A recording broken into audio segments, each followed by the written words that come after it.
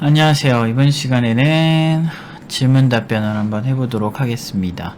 이제 캠이 고장나서 영상에 제 모습이 안 나오는 점 이해 부탁드릴게요. 안녕하세요. 팀누바를 좋게 보고 영상 올리시는 것도 잘 보고 있는 해외에서 재무 관련 업무를 하고 있는 29살 3년차 직장인입니다. 인생에서 중요한 결정을 하는 시점에 좋은 말씀 해주시면 감사하겠습니다. 짧게 질문 드리자면 개발자로 커리어 전환은 결정했습니다. 그래서 퇴사 후 올인하기 위해 퇴사 시점 및 향후 방향에 대해 고민 중입니다. 현재 공부는 직장 다니면서 독학 인강으로 하고 있고요. 내년 팀노바 수강을 고려 중입니다. 금전적 문제로 내년으로 잡았습니다. 이런 찰나에 지인에게 공부 계속해서 퇴사하면 프리랜서로 일해볼래? 하는 제안을 받았습니다. 하지만 여기서 부족한 실력으로 일을 시작하는 게 나을지, 제안을 뒤로 하고 팀노바에서 수강을 한 뒤에 슈퍼신입으로 취직하는 게 나을지 조언 부탁드립니다. 팀노바에서 거절될 가능성은 배제했으니 감안해주세요. 항상 영상 감사합니다. 바쁘셔서 답변을 못 주시더라도 이해하겠습니다. 일단은 지금 지인이 준 프로젝트가 문제죠.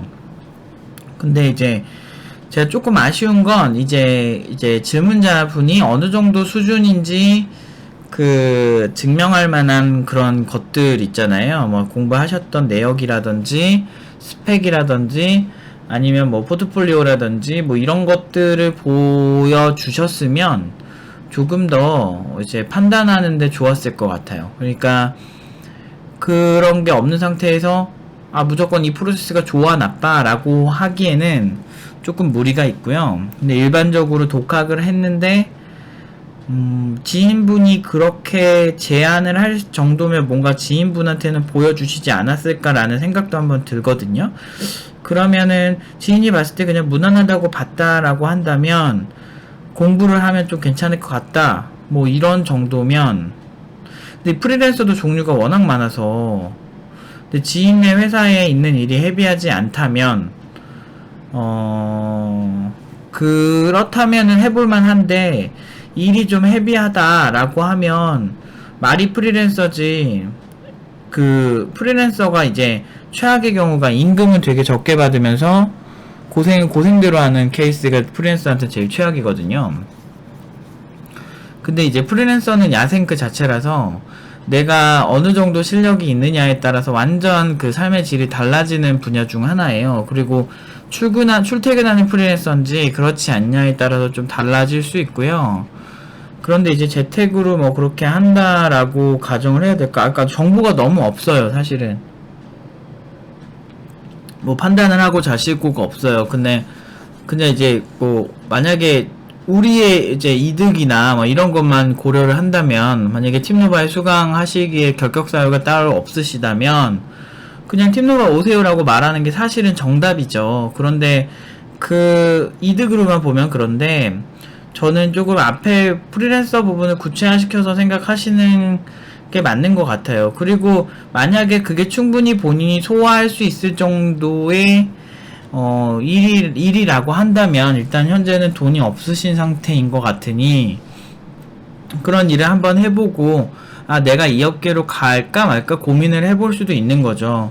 실제로 이제 팀노바에 온 분들 중에 현업 개발자 분들이 좀 계세요. 그래서 뭐 1년차부터 8년차까지 오셨었는데 거의 이제 지금 이제 기초 시작한 지 얼마 안 된 이제 삼성에서 개발자 하시던 분이 있어요.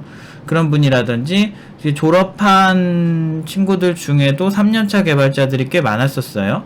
근데 그런 친구들이 와서 보면은 1년 반 한 친구도 있었구나. 아무튼 그런 친구들이 와서 이렇게 하면은 곧잘 해요. 곧잘 하고, 물론 이제 그런 건 있더라고요. 현업 경험을 하고 오면 포기 확률이 되게 낮은 편인 것 같아요, 비교적.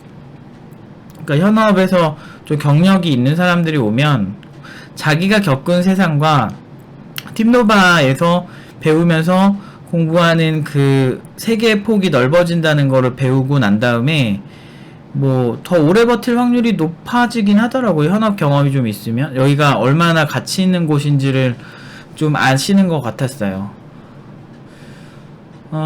그런데 근데 여기서 전제는 너무 긍정적인 부분이 있다. 그러니까 좀 문제가 팀노바에서 수강을 하는데 슈퍼신입이 될 수 있다 안 된다를 가정을 했을 때 팀노바에 와서 중도 포기할 수도 있잖아요. 사실은 그런 측면에서도 계산을 한번 해보셨으면 싶고,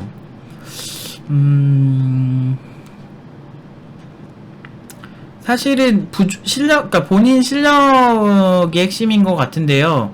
본인이 실력이 좀 있는 상태라고 한다면 그냥 프리랜서 하세요. 프리랜서 하고 일을 해보고 그 다음 결정하고 팀노바에 올지 안 올지 결정하는 게 맞고, 만약에 본인이 저 일들이 엄두가 난다 안 난다를 먼저 재단을 좀 해보세요. 재단을 해보시고 엄두가 나지 않는 일이라면 팀노바에 먼저 오는 게 맞을 수도 있죠. 이건 굉장히 쉬운 문제는 아니에요. 그러니까 그 객관적으로 이 사람이 이 일을 소화할 수 있냐 없냐가 핵심이에요. 생각보다 현업이라는 게 별의별 일들이 많이 생겨가지고, 근데 또 어떤 일들 보면 좀 별로 헤비하지도 않고 쉬운 일도 있어요. 그래서 회사 일이 케이스 바이 케이스가 워낙 심해서 제가 이렇게 해라 저렇게 해라 라고 하는 건 오히려 굉장히 무책임할 수 있을 것 같아요. 그래서 한번 생각 잘 해보시고 내가 그 일을 잘할 수 있냐 없냐, 또는 그 일이 조금 상대적으로 내가 봐도 좀 할 수 있을 정도로 괜찮다, 또는 내가 혼자 공부해온 시간이 길었다, 그래서 나는 좀 어느 정도까지는 혼자 작업을 하는 게 좀 자신 있다, 그 정도 일이라면, 또는 내가 해오던 분야라면 그러면은 한번 경험 삼아 해보시는 것도 좋은데, 좀 이제 모르겠어요. 이게 그 재택하는 프리랜서가 사실 제일 외롭고 좀 힘들거든요. 그래서 그건 추천하고 싶진 않고, 만약에 출퇴근하는 프리랜서라면 뭐 한 번쯤은 뭐 그 동료가 있고 그리고 사수가 있다면 뭐 해보시는 것도 나쁘진 않을 수도 있죠. 예. 근데 프리랜서는 약간 사수의 개념은 좀 위험해요. 사수가 있다 없다 이거를 정의할 수가 없어. 그래서 프리랜서는 아예 신입이 프리랜서라는 경우가 별로 없어요. 신입들은 보통 프리랜서 했을 때 살아남기도 힘들 뿐더러 말이 프리랜서지 그냥 비정규직의 눈물처럼 정말 안 좋은 조건으로, 더 안 좋은 조건이죠. 정규직임에도 신입이면 차라리 좀 실력이 없어도 어느 정도 뭐 이렇게 할 말이라도 있는데 그 정도도 안 될 수도 있다는 거죠. 어쨌든 이게 이렇게 지금 상황이 너무 정보가 부족한 상태에서 제가 어떻게 말씀드리기가 힘드네요. 메일로 좀 구체적인 상황이나 본인의 실력들을 좀 보내주시면 제가 시간이 나면 한번 보고 메일로 답장이라도 드릴게요. 어쨌든 지금 이 상태는 제가 말씀드린 거 생각해 보시고 본인이 생각하셨을 때 나는 좀 이게 엄두가 난다, 그렇지 않다, 이걸로 재단을 해보시면은 될 것 같습니다. 아무튼 여기까지 답변 드릴게요.